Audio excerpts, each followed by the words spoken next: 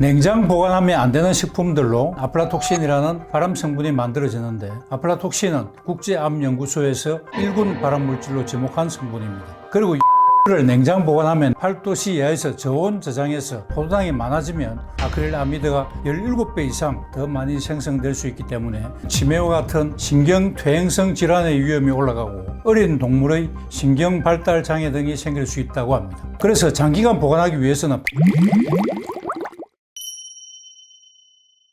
세계보건기구에서 암의 원인 중 5 내지 10%는 유전적인 요인이고 90에서 95%는 환경적인 요인으로 봅니다. 환경적인 요인 중 가장 큰 비중을 차지하는 것이 먹거리로 30에서 35% 정도이고, 그 다음이 흡연 25에서 30%, 다음은 감염 15에서 20%, 다음이 비만 10에서 20%의 순서입니다. 암을 예방하기 위해서 채식을 하라는 것은 여러분도 잘 아시는 내용이지만 치료에 있어서는 상황에 따라 식단이 바뀌기 때문에 유의하셔야 합니다. 수술 직후나 항암 치료 기간 동안에는 체력과 면역력이 저하되기 쉽기 때문에 가리지 말고 잘 드시는 것이 중요합니다. 고기든 생선이든 잘 드셔서 정상 체중을 유지하는 것이 중요합니다. 하지만 항암치료 종결 후에는 암 예방식과 동일하게 채식을 하실 것을 권유합니다. 동물식은 체질을 염증 체질로 바꾸어서 암이 재발 또는 전이를 잘 일으킬 가능성이 높아질 수 있기 때문입니다. 식품 속에 영양 성분이 중요한 것은 말할 필요가 없지만 그것은 신선한 상태일 때의 얘기이고, 식품의 보관에 따라서 영양 성분을 잃게 되거나 오히려 발암물질이 생길 수도 있기 때문에 보관에도 각별히 신경을 써야 합니다. 냉장 보관하면 안 되는 식품들로 감자, 양파, 마늘, 빵, 떡, 토마토, 바나나, 아보카도 등이 있습니다. 첫째, 감자는 우리 식탁에 자주 오르는 식품이고 칼로리가 적고 포만감은 높아서 다이어트 식품으로도 많이 알려져 있습니다. 감자에는 비타민C와 칼륨 함량이 많아서 노화 방지 및 고혈압 예방에도 좋은 식품입니다. 이렇게 좋은 효능을 갖고 있는 감자가 보관을 소홀히 하게 되면 쉽게 썩거나 독성이 생기기도 합니다. 감자는 땅속에서 나와도 호흡을 하고 열을 발생시키기 때문에 맞닿아서 보관하면 닿는 부분이 썩을 수 있습니다. 그렇다고 밀폐시켜 보관하면 무산소 호흡을 해서 감자 속이 썩을 수 있습니다. 감자를 반으로 잘랐을 때 가운데가 새까맣게 변한 것은 이 때문입니다. 감자는 표면으로부터 3.2mm까지는 엽록소가 있어서 햇빛을 맞으면 녹색으로 변하는데, 그러면 쓴맛이 나고 딱딱해져서 먹기 힘들어집니다. 따라서 감자를 보관할 때는 산소는 접하게 해주되 햇빛을 차단시켜서 sak이 나지 않도록 저온에서 보관하는 것이 좋습니다. 감자의 솔라닌 독성은 고온보다 저온 저장 시에 더 많이 축적되고 가열해도 파괴되지 않아서 독성 작용을 일으킵니다.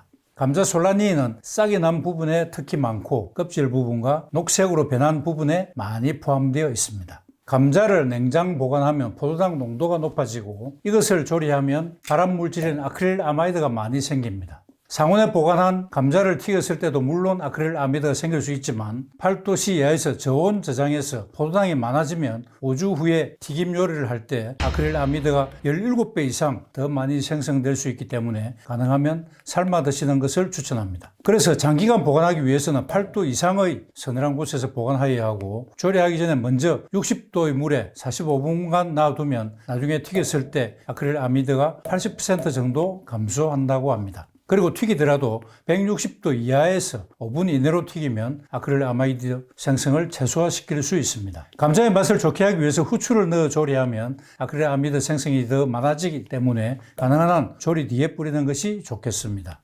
아크릴아미드에 장기가 노출되면 치매와 같은 신경퇴행성 질환의 위험이 올라가고 어린 동물의 신경 발달 장애 등이 생길 수 있다고 합니다. 아크릴아미드는 분자량이 작고 물에 잘 녹기 때문에 태반을 포함한 모든 조직을 잘 통과해서 신생아의 저체중이나 소두증과 관련이 있는 것으로 밝혀져 있습니다. 조만간 먹을 감자는 공기가 잘 통하는 서늘한 곳에서 보관하면 되지만 장기간 보관할 필요가 있는 경우에는 8도 이상의 서늘한 곳에서 보관하는 것이 좋겠습니다. 양파와 마늘은 냉장고 안의 습기를 흡수해서 쉽게 물러지고 곰팡이가 잘 생기기 때문에 껍질을 벗기지 말고 통풍이 잘 되는 시원한 곳에 보관해야 하고, 양파나 마늘에 곰팡이가 슬면 아플라톡신이라는 발암 성분이 만들어지는데, 아플라톡신은 국제암연구소에서 1군 발암물질로 지목한 성분입니다. 아플라톡신은 열에 강하기 때문에 열을 가해도 독성이 없어지지 않고 전파성이 크기 때문에 곰팡이가 선 부분만 잘라내면 안 되고 전체를 버려야 합니다. 장기간 보관할 필요가 있는 경우에는 공기순환이 잘 되는 그물망과 같은 곳에 담아서 식품 저장소에 보관하는 것이 좋겠습니다. 단, 감자와 같이 두면 감자가 습기와 가스를 내뿜어서 양파를 썩게 하기 때문에 조심해야 합니다. 세 번째로, 빵과 떡은 쉽게 말라서 맛과 식감이 떨어집니다. 밀봉해서 서늘한 곳에 보관한 뒤에 빠른 시일 내로 먹는 게 좋고, 보관 기간이 길어질 경우에는 냉동실에 보관했다가 먹기 직전에 가열해서 먹으면 됩니다. 네 번째로, 토마토는 냉장 보관하면 숙성이 멈추고 세포막이 손상되고 쭈글쭈글해집니다.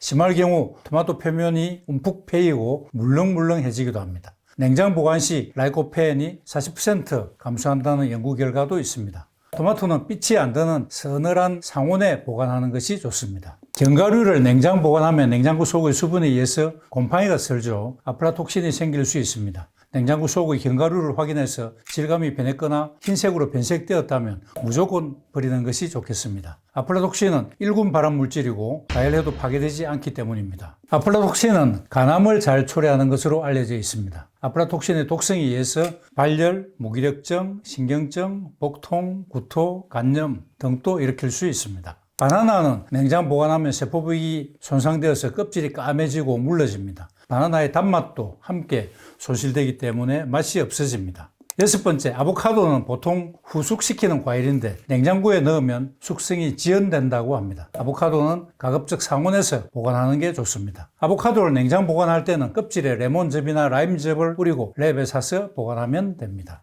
참기름은 항산화 성분인 리그나안이 있어서 상온에서 잘 상하지 않는데 냉장 보관하면 맛과 향이 떨어지기 때문에 직사광선이 들지 않는 서늘한 곳에 밀폐해서 보관하는 것이 가장 좋습니다. 참기름이나 들기름을 가열하면 트랜스 지방으로 바뀌기 때문에 주의해야 하고 200도 이상의 온도로 가열하면 1군 발암물질인 벤조피렌이 생성되고 빠르게 산패하는 것으로 알려져 있기 때문에 조리 시 참기름을 넣지 말고 반드시 스위치를 끈 다음에 넣도록 하십시오. 들기름은 오메가3이기 때문에 열이나 햇빛에 의해서 쉽게 산패되기 때문에 밀폐해서 4도 이하에서 보관하는 것이 좋고 냉장고에 보관하는 것이 가장 좋습니다. 젓갈을 냉장 보관한다고 발암물질이 생성되는 것은 아니고 젓갈 자체가 1군 발암물질로 지정되어 있습니다. 젓갈을 더 붉어 보이게 첨가하는 아질산 나트륨이 젓갈 속의 단백질과 만나면 니트로사민이 만들어지는데 니트로사민은 위암이나 식도암 등을 유발할 수 있습니다. 물론 한국인들의 일일 섭취량은 암을 일으키는 양의 6.8%밖에 되지 않았지만 어린아이가 젓갈을 과다 섭취하면 위험할 수 있습니다.